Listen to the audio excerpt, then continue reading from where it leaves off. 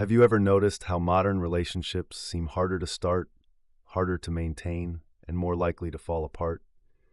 Fewer people are dating, marriage rates are dropping, and loneliness is becoming a public health concern. This phenomenon is what many are calling a relationship recession, and sociology helps us understand why it's happening. To begin, let's look at a brief timeline of intimate relationships through history. In pre-industrial societies, relationships were primarily driven by survival and economic cooperation. Marriage was arranged and rooted in kinship and class preservation. Love, as we understand it today, wasn't central. With industrialization in the 18th and 19th centuries, society changed. Cities grew, individualism increased, and with it came a new idea: romantic love as a foundation for relationships. This shift aligned with Emil Durkheim's theory of social differentiation. As societies modernize, traditional bonds weaken, replaced by more individual choice but also more fragility. By the 20th century, particularly post-War II, the nuclear family became dominant. Talcott Parsons described this as functional for industrial society, with clearly defined gender roles where men provided and women cared.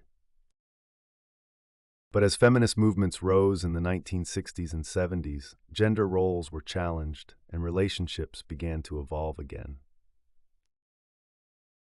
In the 21st century, we see the rise of liquid love, a term coined by sociologist Zygmunt Bauman. He argued that relationships today are more fluid, short-term, and uncertain, shaped by a consumer mindset where people shop for partners through apps and exit relationships easily when they no longer satisfy. Add to this Ulrich Beck's concept of individualization. In late modernity, people are more focused on self-fulfillment, leading to a shift where personal goals often outweigh collective commitment. Relationships become part of one's personal narrative, not a social duty. The result? What we now see: fewer long-term commitments, a decline in marriage, rising cohabitation, and people delaying or opting out of relationships altogether. Modern sociologists also highlight the role of digital culture. Algorithms shape who we meet, and dating apps reduce people to profiles.